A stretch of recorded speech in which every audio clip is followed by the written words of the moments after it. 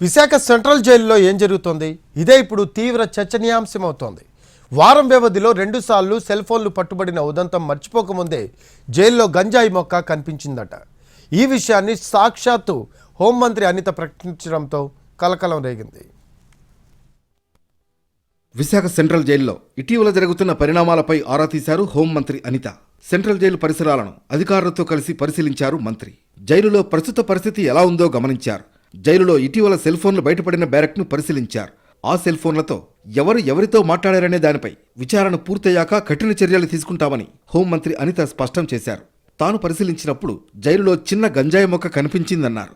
గతంలో రౌడీ షీటర్లు బయటకు వెళ్లి గంజాయి సేవించి మళ్లీ జైలు లోపలికి వచ్చిన సందర్భాలు ఉన్నాయన్నారు. సిచ్యువేషన్స్ లో మేము నిజంగా చాలా షాకింగ్ న్యూసెస్ ఏంటంటే సెల్ ఫోన్లు బయటపడినాయి. అంటే సెల్ ఫోన్లు కూడా వాళ్ళు యూజ్ చేసే పరిస్థితులు వచ్చినప్పుడు మేము కంపల్సరీగా ఎంక్వైరీ చేసుకోవాలి. ఎంక్వైరీలో ఎవరైనా తప్పు చేశారన్న సంగతి తెలిస్తే కనుక వాళ్ళని పనిష్మెంట్ ఇచ్చుకునే పరిస్థితి రావాలి. ఇంకా విషయం ఏంటంటే కొన్ని సందర్భాల్లో ఎంత వరకు అంటే ఇది లోపల ఒక చిన్న ప్లాంట్ కూడా కనిపించింది, గాంజా ప్లాంట్ కూడా కనిపించింది. అంటే ఈ రోజు మేము చెప్తుంది ఏంటంటే మా డిపార్ట్మెంట్ ఎంత క్లియర్గా వర్క్ చేస్తుంది. ఈ రోజు గత ప్రభుత్వం జైళ్ల గురించి పూర్తిగా విస్మరించడంతోనే విశాఖ సెంట్రల్ జైల్లో ఇలాంటి పరిస్థితి వచ్చిందని ఆరోపించారు హోంమంత్రి అనిత. ఎక్కడా భద్రతా లోపాలు తలెత్తకుండా చర్యలు తీసుకుంటున్నామని, జైల్లో సీసీ కెమెరాల ఏర్పాటు 10 రోజుల్లో పూర్తవుతుందని స్పష్టం చేశారు. జైల్లో విధులు సమర్థవంతంగా నిర్వహించకపోతే సిబ్బందిపై చర్యలు తీసుకుంటామని హెచ్చరించారు. విశాఖ సెంట్రల్ జైలు నుంచి కొంతమంది ఖైదీలను రాజమండ్రి సెంట్రల్ జైలుకు తరలిస్తామన్నారు. సెంట్రల్ జైల్లో అణువణువు గాలిస్తున్నామన్నారు జైళ్ల డీఐజీ రవికిరణ్. అంతలా తనిఖీలు చేసిన క్రమంలోనే గంజాయి మొక్క కనిపించిందన్నారు.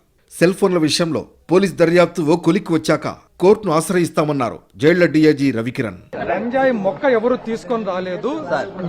మేము డౌట్ పడేది సమ్ సీడ్ తెచ్చి పెట్టినారు అని డౌట్ అంతే. సీడ్ తెచ్చి ఇప్పుడు మామూలుగా లోపల మేము గార్డెన్ పెంచుతాం కదా, ఆ గార్డెన్ పెంచిన దాంట్లో ఒక చిన్న మొక్క అంటే మేము అంత సున్నితంగా ఇప్పుడు మేము సక్సెస్ చేస్తున్నామని చెప్పడానికి మేడం చెప్పారు. మేము మొబైల్ ఫోన్ సీజ్ చేసిన వెంటనే మేము పోలీస్ కంప్లైంట్ ఇవ్వడం జరిగింది. నా పోలీసు వాళ్ళు చెప్పి మాకు ఇన్ఫర్మేషన్ ఇచ్చినారంటే మేము దానికి సంబంధించి మేము కన్సర్న్ కోర్టుకు గానీ మేము కంప్లైంట్స్ పెడతాం. విశాఖ సెంట్రల్ జైల్లో వారం రోజుల వ్యవధిలో 2 సార్లు సెల్ ఫోన్లు పట్టుబడ్డాయి. జైలు అధికారుల తీరుపై ఇటీవల వార్డర్లు నిరసన తెలిపారు. ఆగ్రహించిన అధికారులు వారిని ఇతర జైలుకు బదిలీ చేయడంతో విశాఖ సెంట్రల్ జైల్లో ఏం జరుగుతోందా అన్న దానిపై అనేక అనుమానాలు వ్యక్తమవుతున్నాయి. ఇంతలో గంజాయి మొక్క కనిపించిందని హోంమంత్రి చెప్పడంతో అసలు జైల్లో ఏం జరుగుతోందా అనే దానిపై జోరుగా చర్చలు జరుగుతున్నాయి.